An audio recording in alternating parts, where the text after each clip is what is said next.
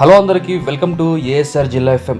అల్లూరు జిల్లా పాడేరులో జనసేన పార్టీ 11వ ఆవిర్భావ వేడుకలు పాడేరు జనసేన పార్టీ కార్యాలయంలో ఘనంగా జరిగింది. పాడేరు జనసేన పార్టీ ఇన్ఛార్జ్ వంపూరి గంగులయ్య ఆధ్వర్యంలో కార్యక్రమం నిర్వహించారు. పాడేరు నియోజకవర్గ 5 మండలాల జనసేన కార్యకర్తలు నాయకులు ఈ వేడుకలకు హాజరయ్యారు.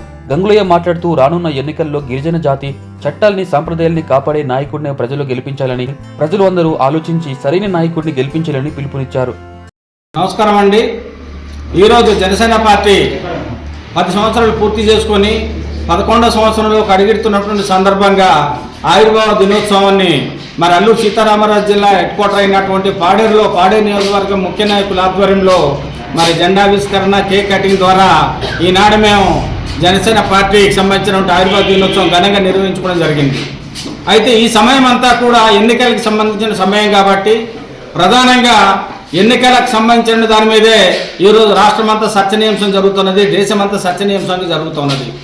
దాంట్లో ప్రధానంగా ఆంధ్రప్రదేశ్ రాజకీయాలు ఈనాడు మరి Janasena party, Telugu Desam party, BJP పార్టీల ఉమ్మడి కలయికతో జరుగుతున్నటువంటి పరిణామంలో అనేక పార్టీల్లో ఉండేటటువంటి ఆశావాహులంతా కూడా మరి సమిష్టిగా పనిచేసి ఏదైతే రావణ కాష్టంగా జరుగుతున్నటువంటి వైసీపీ ప్రభుత్వం యొక్క అరాచక పాలన ఉందో ఆ అరాచక పాలనకు ముగింపు పలకాలని చెప్పేసి జనసేన పార్టీ అధినేత పవన్ కళ్యాణ్ గారు తీసుకున్న నిర్ణయానికి తగ్గట్టుగా మరి జనసేన పార్టీ పాడే నియోజకవర్గం నుంచి మరి సంఘీభావం తెలుపుతుందనేది అయితే ఈ సందర్భంగా తెలియజేస్తూ ఉన్నాం. ఇప్పటికీ కూడా మేము ఆశా దృక్పథంతోనే ఉన్నాము.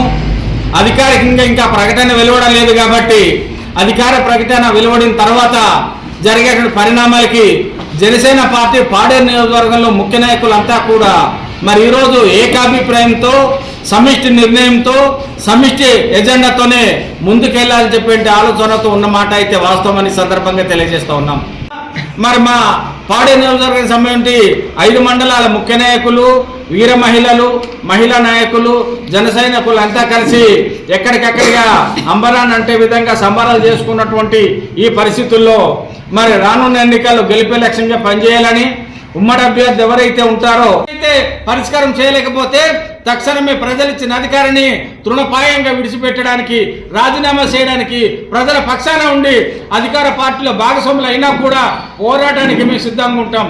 ఆ రకమైన భావజాలంతో ఏ అభ్యర్థి అయితే ఇక్కడ పనిచేస్తాడో అటువంటి అభ్యర్థికి మాత్రమే ఈనాడు ప్రజలు పట్టం కట్టాలని మేము కోరుతా ఉన్నాం.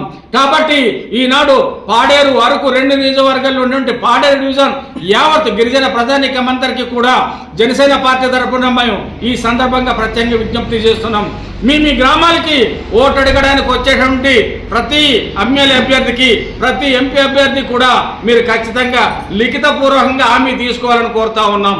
ఆ హామీ ప్రధానమైన ఎజెండాగా తీసుకోవాలి. మనం జీవో నెంబర్ 3 జోనల్ విధానము, ఇతర కులాలను ఎస్టీ జాబితాలో కలపడం, అదేవిధంగా 5th షెడ్యూల్కి విరుద్ధంగా జరిగే అంశాలు దాని మీద వాళ్ళంతా ఖచ్చితమైన హామీ లిఖితపూర్వకంగా ఇవ్వాలి. దానికి భిన్నమైన పరిస్థితులు జరిగితే దానికి నైతిక బాధ్యత వహిస్తూ రాజీనామాకు మేము సిద్ధంగా కట్టుబడి ఉంటామని చెప్పేసి హామీ ఇచ్చిన అభ్యర్థులకు మాత్రమే ఓటేసి గెలిపించాలని మేము మనస్ఫూర్తిగా కోరుతూ ఉన్నాం. జై జనసేన.